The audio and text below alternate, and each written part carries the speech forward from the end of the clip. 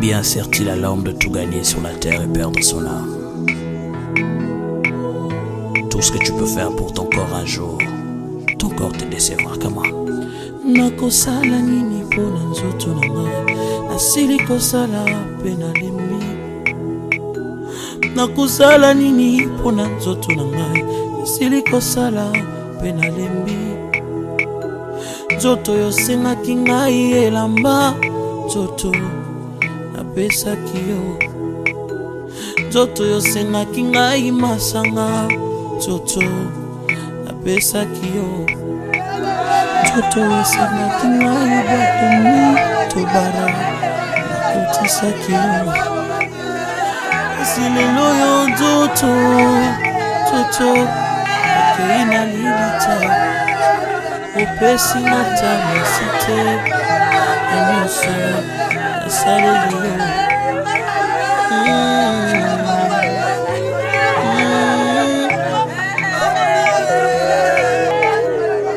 Nzoto na ngai,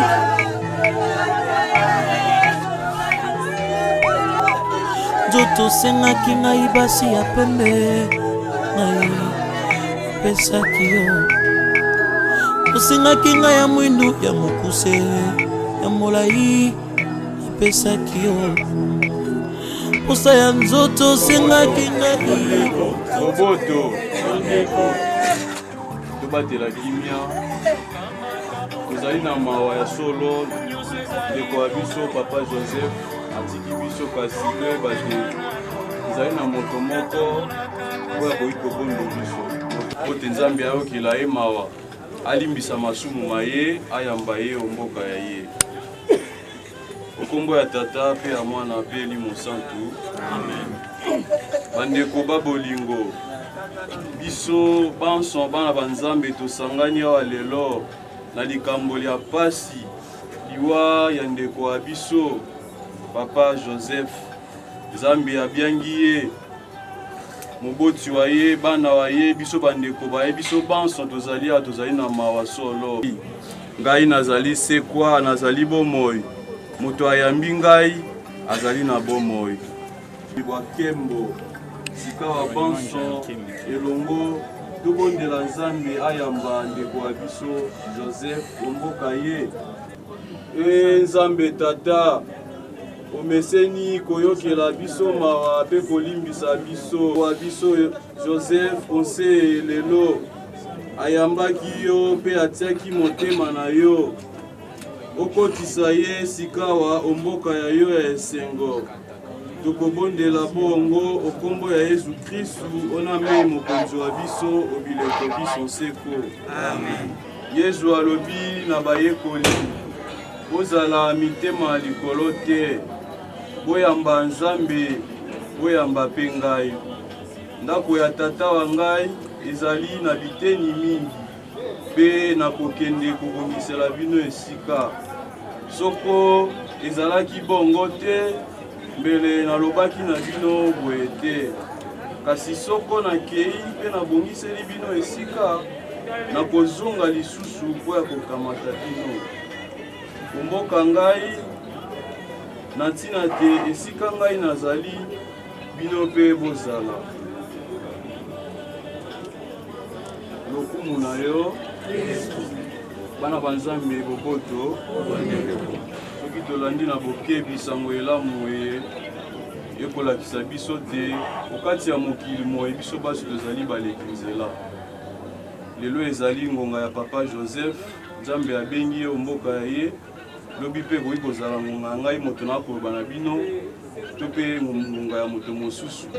Tozali solo bapaya awa toyo kati ya mokili ezali na ngonga na yango ya kovivre. Bongo soki tosilisi mobembo ya biso awa ose ye Yesu Kristu, ye moto ayaki pa kobikisa biso, alobi na biso na sango elamu ya Santu Yohane te, soki tosilisi mobembo ya biso awa ose esengeli na biso tozonga mboka tata. Bongo na mboka wana ya tata balobi te bisika ezali ebele.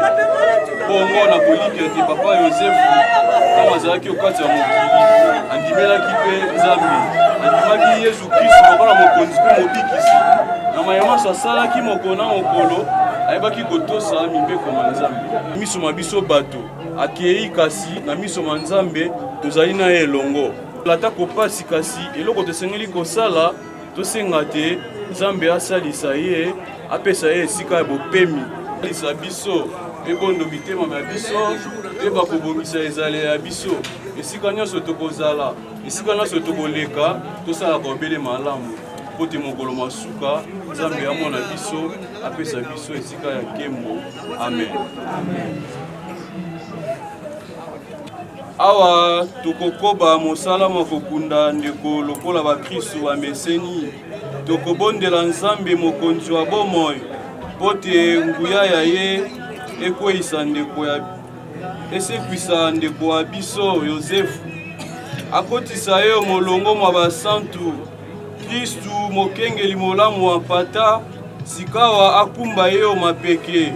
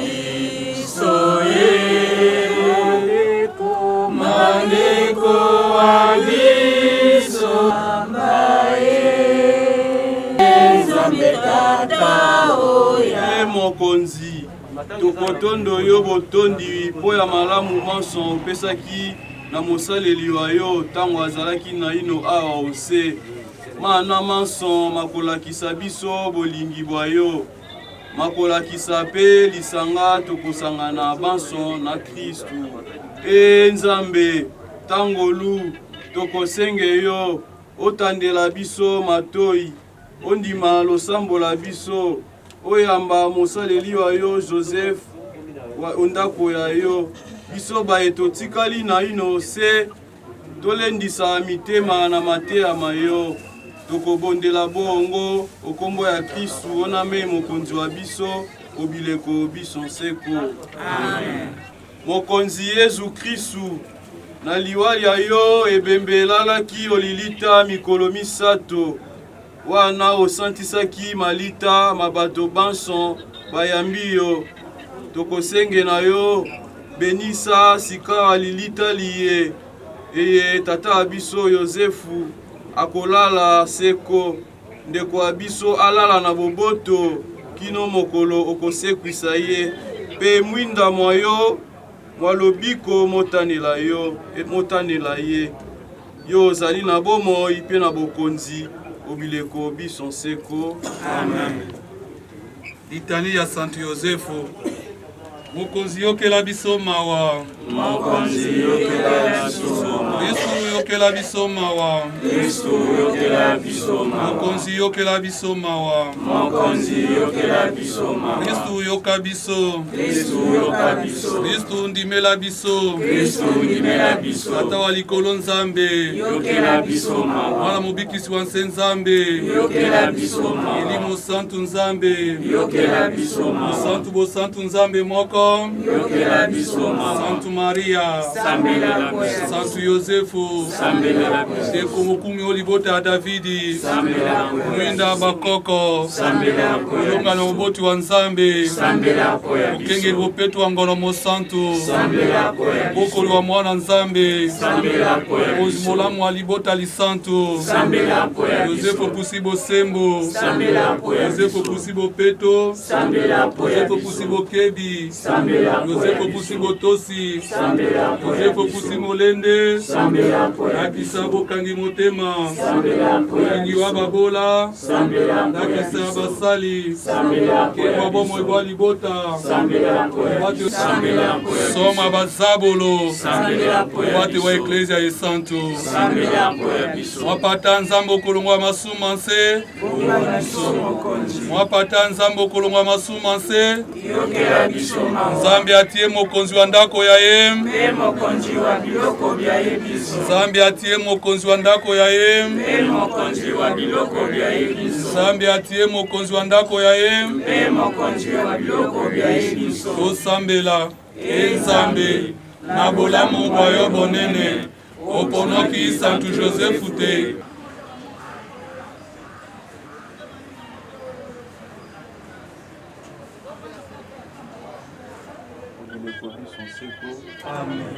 Zika mokonzi moyo benisa biso tata mwana peli mosantu. Amen. Okende na boboto. Ene malamu tabe. Nasi moja omoto kolako.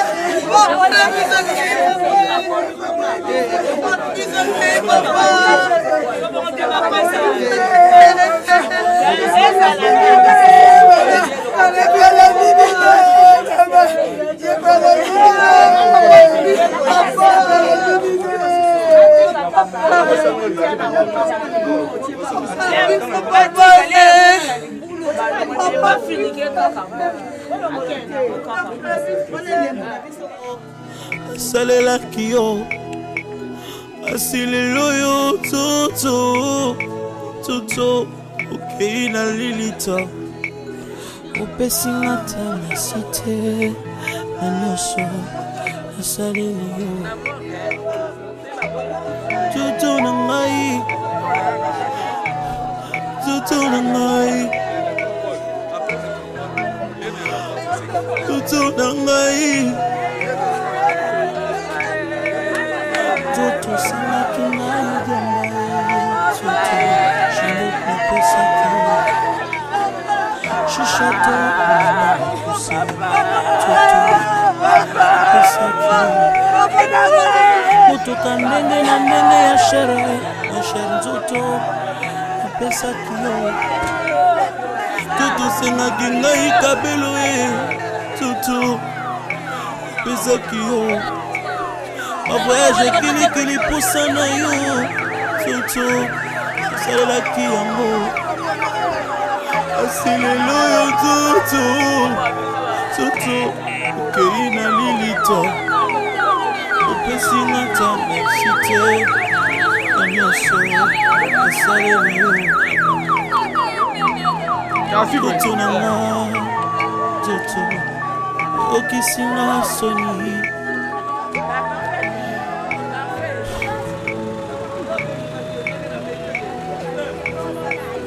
nakosala nini mpona nzoto asili kosala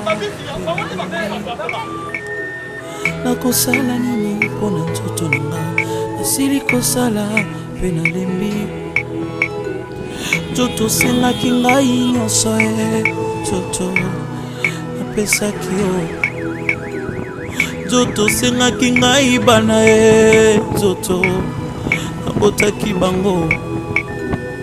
Nzoto sengaki ngai bambongo, nzoto napesaki yo.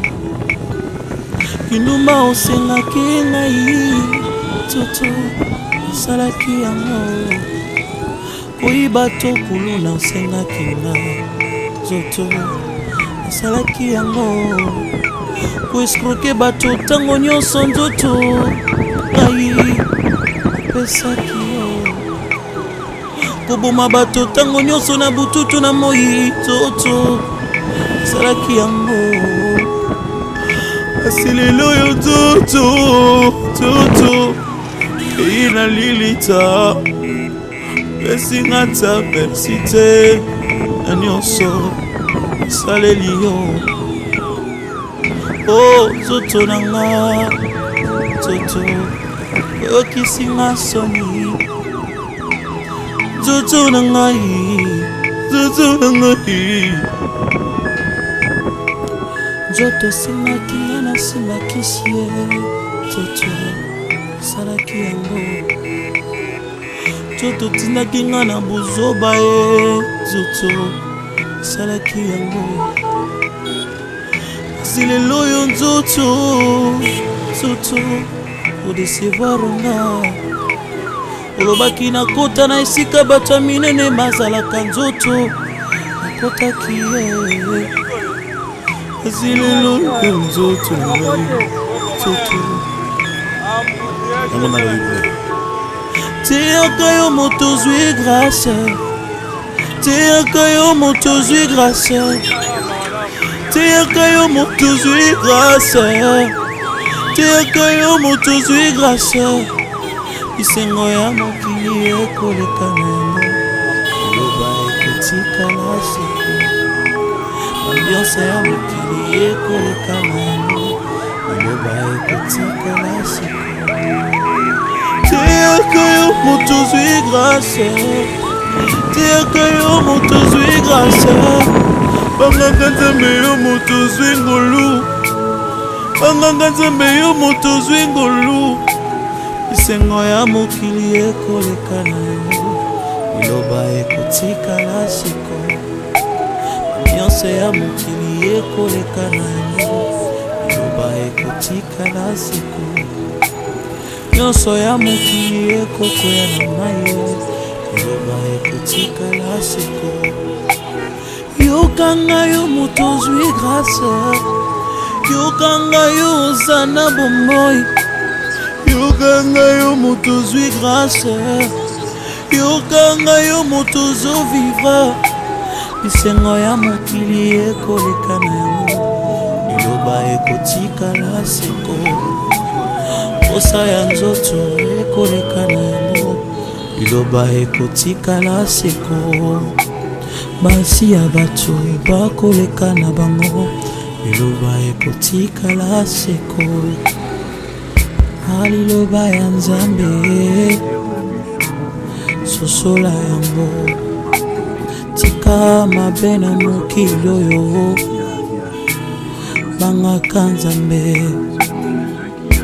Aliloba ya nzambe sosola yango, tika mabe na mokili oyo bangaka nzambe. C'était votre frère Emmanuel Moussongo, le chant parfait et réfléchi de l'Éternel. Frères et sœurs, marchons dans la crainte du Seigneur, car le corps un jour nous décevra. Nasalelaki yango, kasi lelo yo nzoto, nzoto okei na lilita. Opesi ngata merci te na nyonso nasaleli yo. Nzoto nanga, nzoto oyokisi nga soni.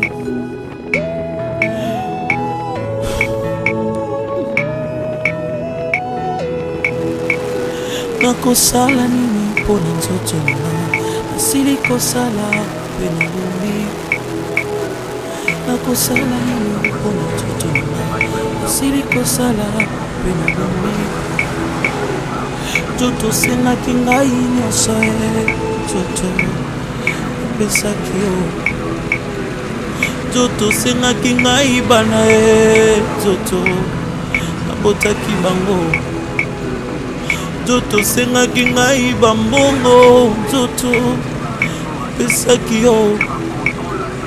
Kinuma osengaki ngai, nzoto nasalaki yango.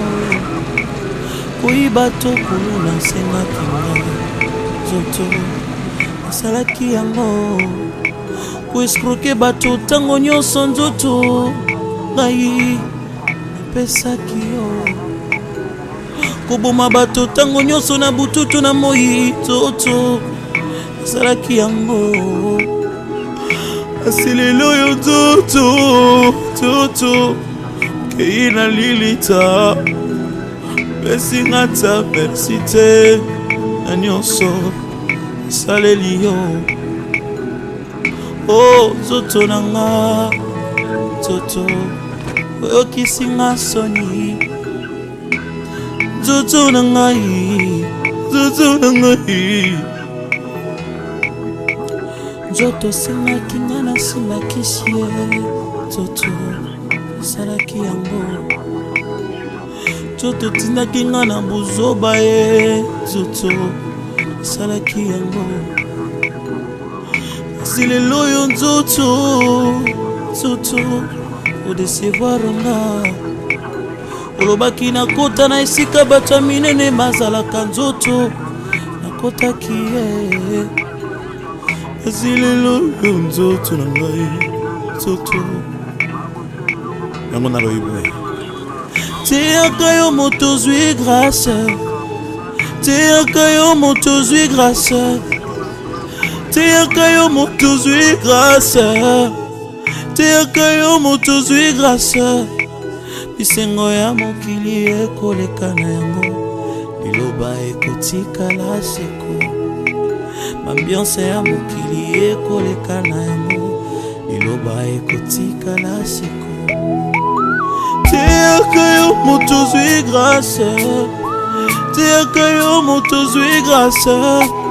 Banganga nzambe yo moto zwi ngolu, banganga nzambe yo moto zwi ngolu.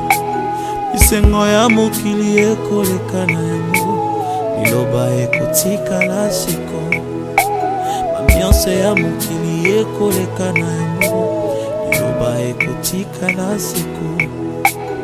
Nyonso ya mokili ekokoya na maye, liloba ekotikala seko. Yokanga yo moto zwi grâce, yokanga yo ozana bomoi. Yokanga yo moto zwi grâce, yokanga yo moto zo vivre. Bisengo ya mokili ekoleka na yango, liloba ekotikala seko. Posa ya nzoto ekoleka na yango, liloba ekotikala seko. Basi ya bato bakoleka na bango, liloba ekotikala seko. Liloba ya nzambe sosola yango. Tika mabe na mokili oyo, bangaka nzambe. Liloba ya nzambe sosola yango. Tika mabe na mokili oyo, bangaka nzambe. C'était votre frère Emmanuel Moussongo, le choix parfait et réfléchi de l'Éternel. Frères et sœurs, marchons dans la crainte du Seigneur, car le corps un jour nasalelaki yango. Kasi lelo yo nzoto, nzoto okei na lilita. Opesi ngata merci te na nyonso nasaleli yo.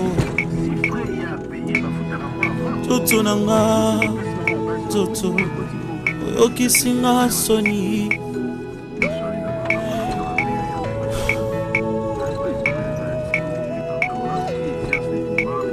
Nakosala nini mpona nzoto nanga, nasili kosala mpe nalembi.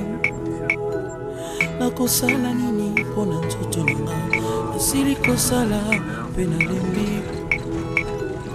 Nzoto sengaki ngai nyonso nzoto napesaki yo. Nzoto sengaki ngai bana nzoto nabotaki bango. Nzoto sengaki ngai bambongo nzoto napesaki yo. Kindumba osengaki ngai nzoto nasalaki yango. Koyiba to kuluna osengaki nga nzoto nasalaki yango. Koescroke bato tango nyonso nzoto ngai napesaki yo. Koboma bato tango nyonso na bututu na moi nzoto nasalaki yango. Kasi lelo yo nzoto kei na lilita pesinga ta persite na nyonso saleli yo. Oh nzoto nanga nzoto oyokisi nga soni. Nzoto nangai nzoto sengaki nga nasilakisi ye. Nzoto salaki yango. Nzoto tindaki nga na buzoba ye. Nzoto salaki yango. Si lelo yo nzoto odecevoir nga. Olobaki nakota na esika bato ya minene bazalaka nzoto nakotaki ye. Si lelo yo nzoto nzoto yango naloyibo. Teyaka yo moto zwi grâce. Teyaka yo moto zwi grâce. Teyaka yo moto zwi grâce. Sengaki ngai bambongo nzoto pesaki yo. Kindumba osengaki ngai nzoto nasalaki yango. Koyiba to kuluna osengaki nga nzoto nasalaki yango. Koescroke bato tango nyonso nzoto ngai napesaki yo. Koboma bato tango nyonso na bututu na moi nzoto nasalaki yango. Kasi lelo yo nzoto oh nzoto nanga nzoto oyokisi nga soni. Nzoto nangai nzoto sengaki nga nasilakisi ye. Nzoto salaki yango. Nzoto tindaki nga na buzoba ye. Nzoto salaki yango. Nzoto teyaka yo moto zwi grâce. Teyaka yo moto zwi grâce. Ambiance ya moto zwi grâce. Nyonso ya mokili ekokwela moto zwi grâce. Yokanga yo ozanda bomoi. Yokanga yo moto zwi grâce. Baekotika nga sika posa ya nzoto ekolekana yo baekotika. Bien, nous allons devoir tous nous lever, chères familles, chers parents et amis, pour accueillir solennellement, dignement et ce, pour la toute dernière fois, la dépouille mortelle de notre très cher papa Joseph Etaka Mangasa.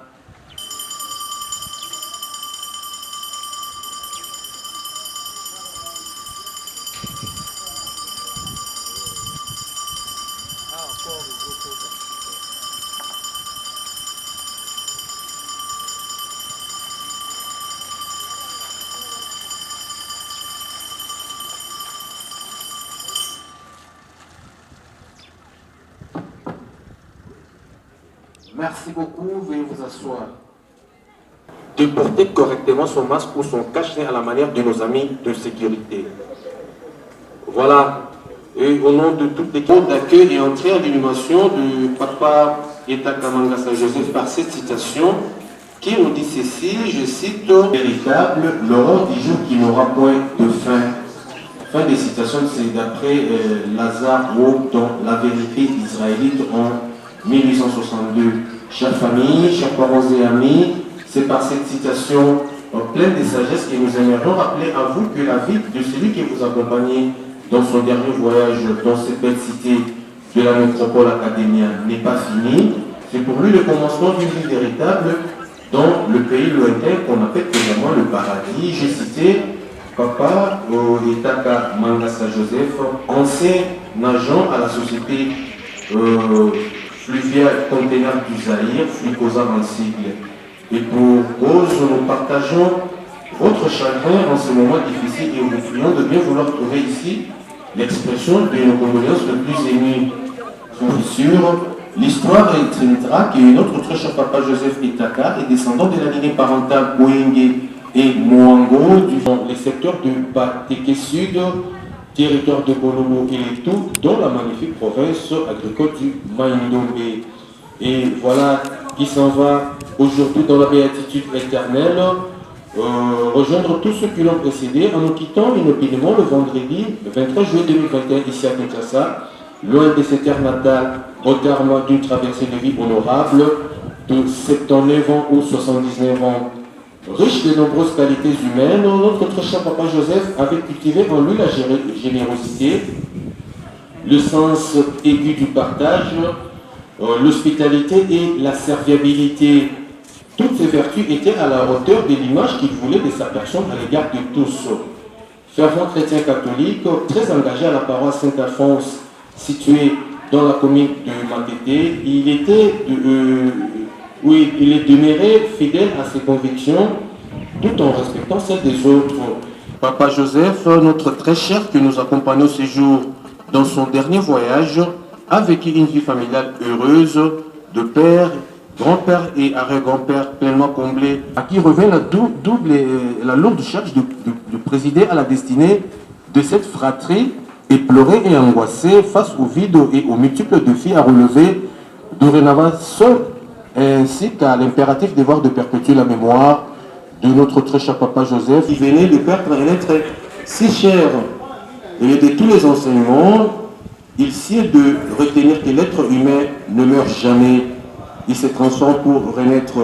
C'est à cette leçon de morale qu'il nous invite l'écrivain poète français Victor Hugo, qui nous dit ceci, je cite, « Ne dites plus mourir, mais dites naître au souvenir, car les morts d'aujourd'hui, ce sont les cœurs qui nous aimaient autrefois. » Chers familles, chers parents et amis, tout est dit et les mots n'y pourront plus rien.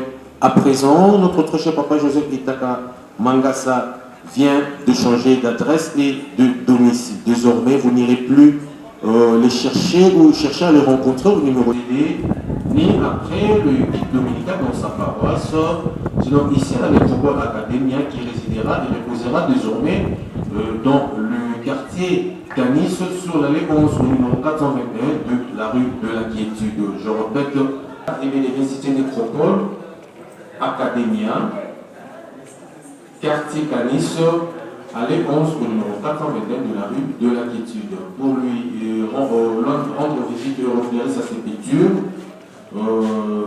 visites qui sont gratuites s'effectuent tous les jours de la semaine, mais cela de 9h à 16h. Au nom de toute l'équipe de la nécropole et de ses partenaires, dans le TDV de Kinshasa, et une fois de plus, chère famille, nos plus sincères condoléances. Eh bien, chère famille, bien que la vie soit maintenant assombrie par la douleur, gardez, confiez le corps de notre très cher papa Joseph à cette terre accueillante et généreuse, tout en souhaitant qu'elle soit douce et légère. Et nous allons lui dire au revoir, mais cela dans la langue chère à ses aïeux, celle qui gouvernant ses premiers pas et caressa ses rêves d'enfance, comme au Lady du côté du village Bologora Bobangui, nous dirons tout simplement Papa Itaka Joseph Kéké Bolama. Je vous remercie.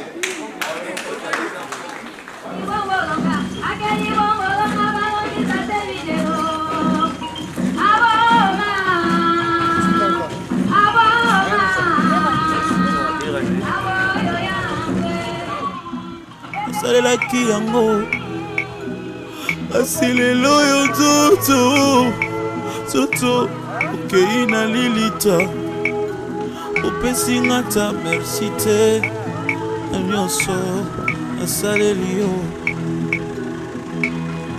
Toto na nga Toto oyokisi nga soni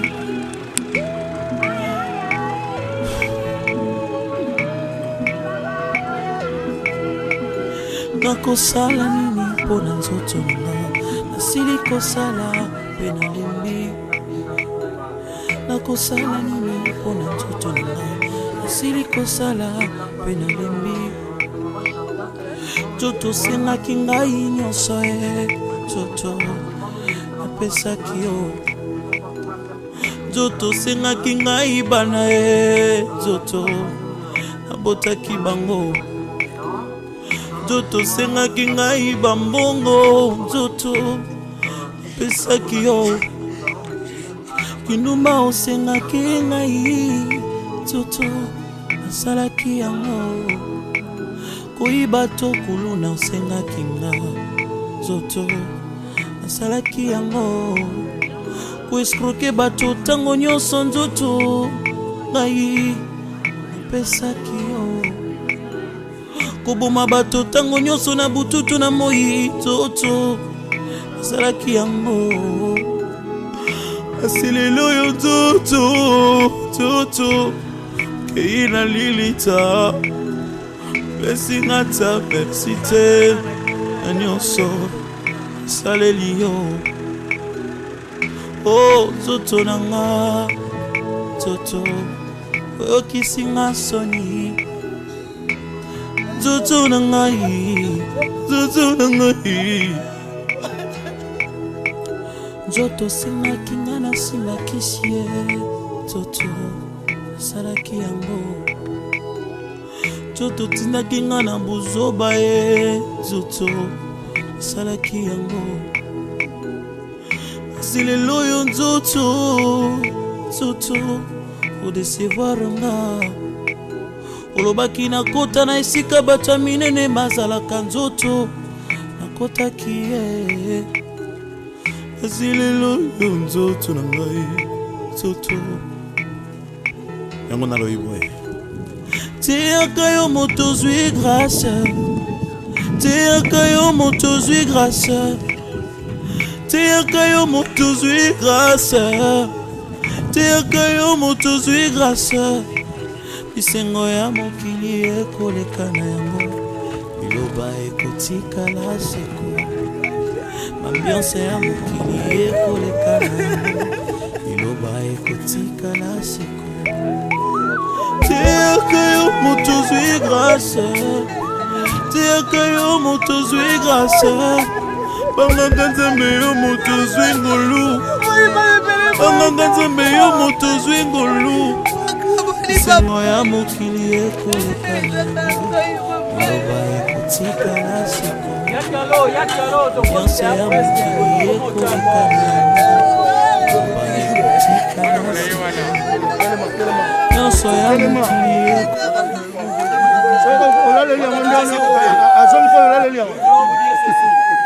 Nous allons précéder à la descente du corps de notre papa Joseph. Et ensuite, la parole sera accordée à un membre de la famille ou à quelqu'un qui est inspiré à une courte prière. Et ensuite, vous allez jeter les fleurs dans les caveaux. Pour les fleurs, jetez les fleurs naturelles, pas de fleurs en plastique ni de vieux habits dans les caveaux. Et c'est là pour la conservation du cercueil et de son corps. Les travaux de la date que vous les voyez derrière moi, ça nous prendra plus ou moins 30 à 45 minutes. Si la famille veut, elle peut laisser 2 ou 3 personnes assister aux travaux. Au cas contraire, vous rentrez venir demain ou le lendemain pour voir ce que nous avons fait. Merci.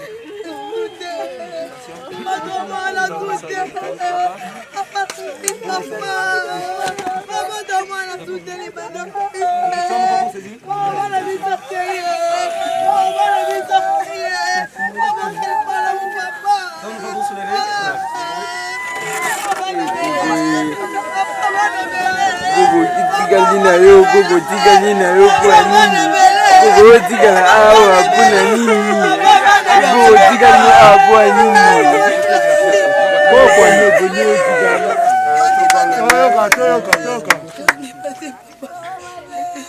etaka chef Bana koko kwanda. lelo ezali mokolo oyo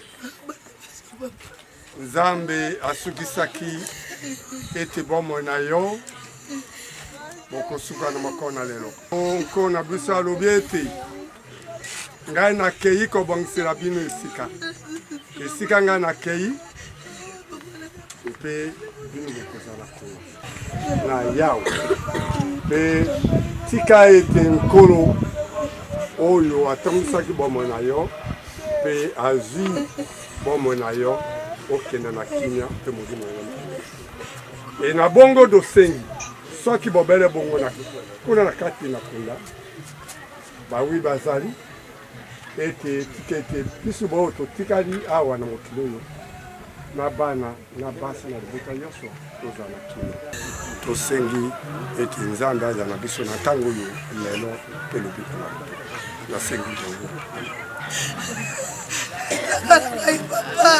tobondeli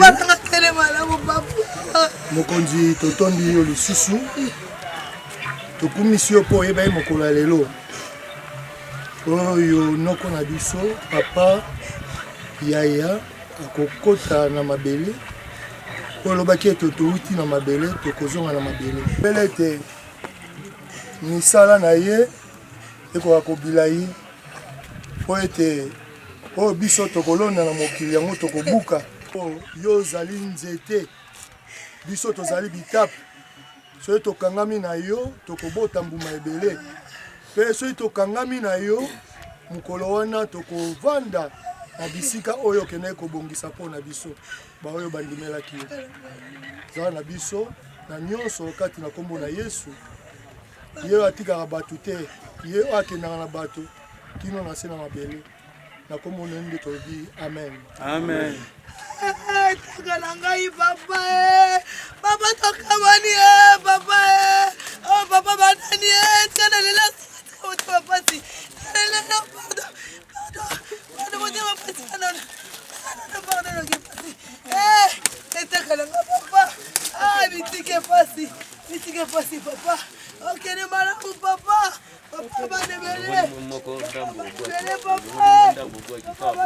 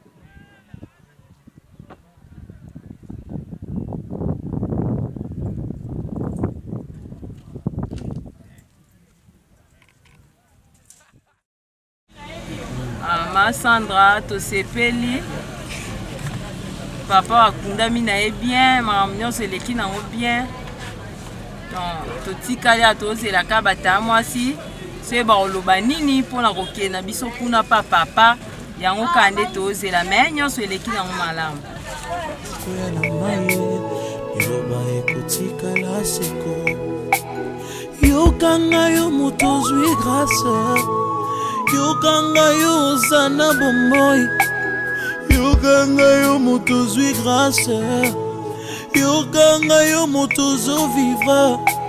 Bisengo ya mokili ekoleka na yango, liloba ekotikala seko.